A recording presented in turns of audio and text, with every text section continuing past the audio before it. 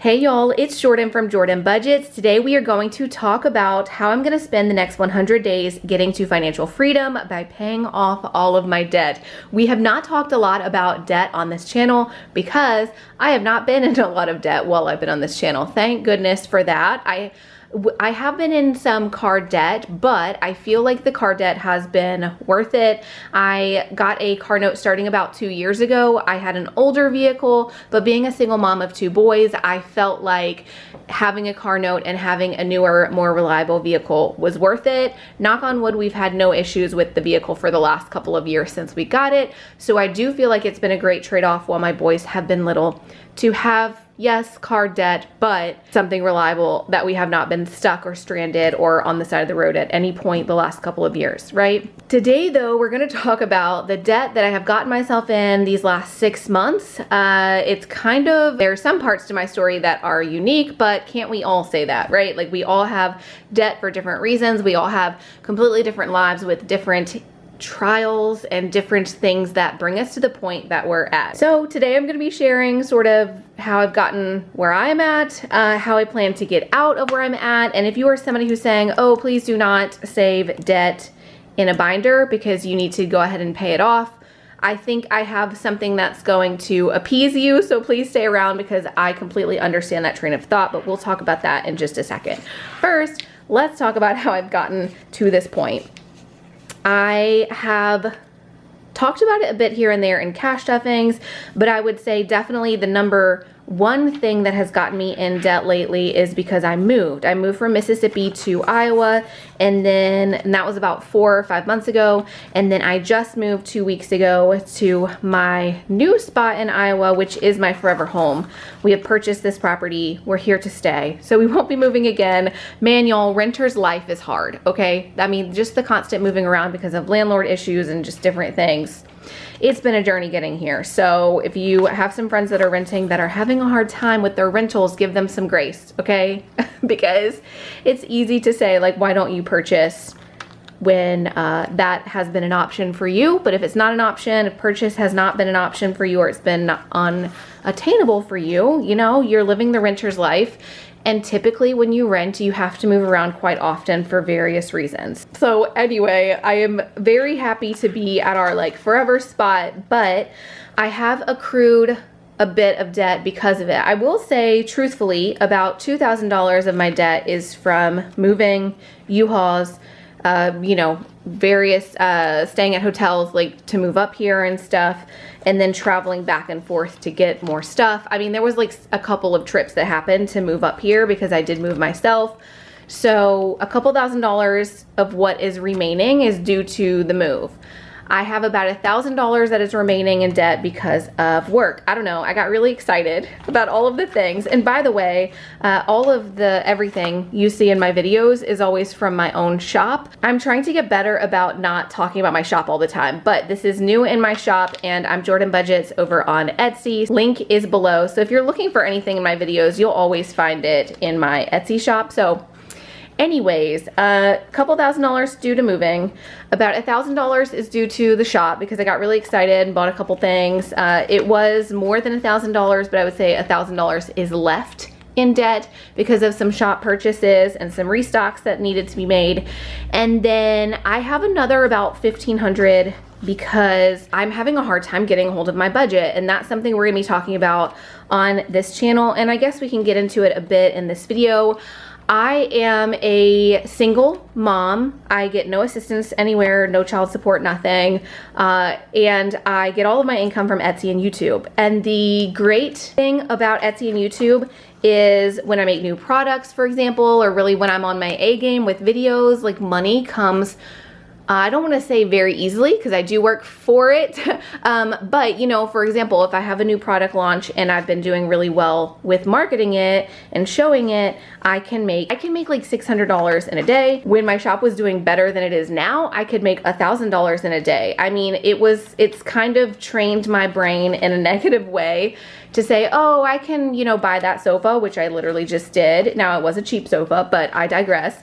I can buy that sofa because I'll just have a new product launch, or we'll do this or we'll do that, you know, and it's kind of been, it's been bad for my budget in a way, because whenever I was working a call center before I started working on Etsy and YouTube, I had a very low income. I'm gonna grab a couple sleeves in just a second, but we're just gonna put these here for now because I know I'm not stuffing into either of those today. I would say, no, we absolutely cannot do this thing. We can't buy this thing. We had a very tight budget. I did also get child support right before I started YouTube, or right as I started YouTube.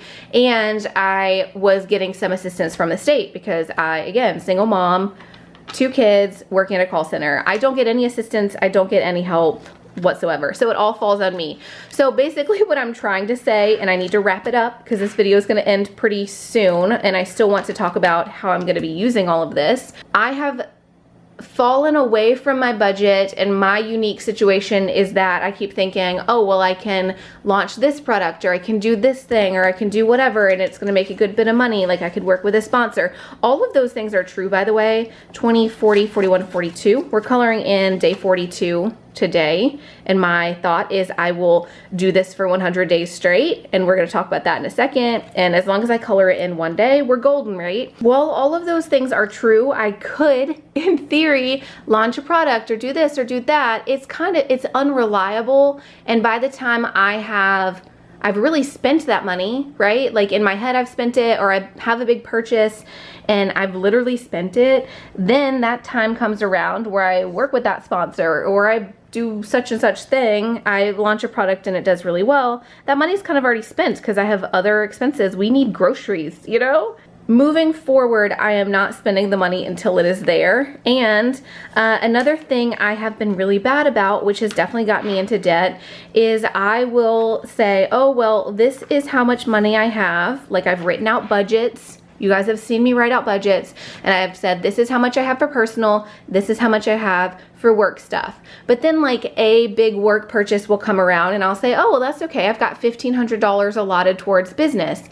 But then some little things come along, and slowly like business creeps into personal, and personal creeps into business. As far as like my money is just, when things happen, I know y'all know what I'm talking about, and let me know in the comments, but everything feels like, well, I need this. I need these groceries. I need this for work. I need mailers. Like I need all of the things, right?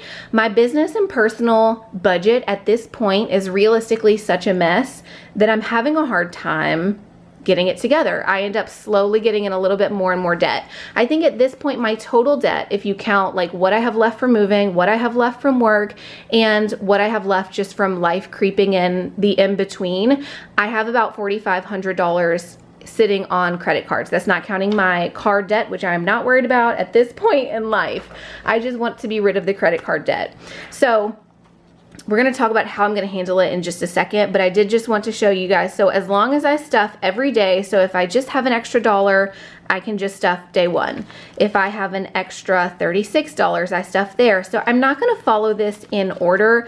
I'm just going to make sure I'm coloring in one spot per day, or maybe sometimes I will color in a couple spots, but it can count towards the next day. The important thing is though that I'm coloring in one spot a day, and by the end of November, we should be completely out of debt because these trackers will total $5,050. I do have a personal planner that I use to keep plans in, and I am writing just a little star on each day that I put, you know, I put money into here. So say I get a little bit behind, I just will go back and kind of keep track of it there to make sure I'm staying on track overall. We can really get into my budget another day, but I think how I'm gonna handle my actual income is I get $1,000 per week, and that's for personal and business at this point. So if I spend $400 on my kid's birthday, well, I have $600 to also last all of the business things and all of the rest of life, like groceries, gas, everything like that. Again, we'll talk about my overall budget more in other videos, but it is important to mention because I need to keep my spending down in my weekly money, because this debt payoff also needs to come out of that $1,000 for that week's time. Overall, I will say I should make about $1,000 per week, but that's not even guaranteed at this point. But that's just kind of realistically what I think I need to push myself to make every single week so that we can cover all of the things, right?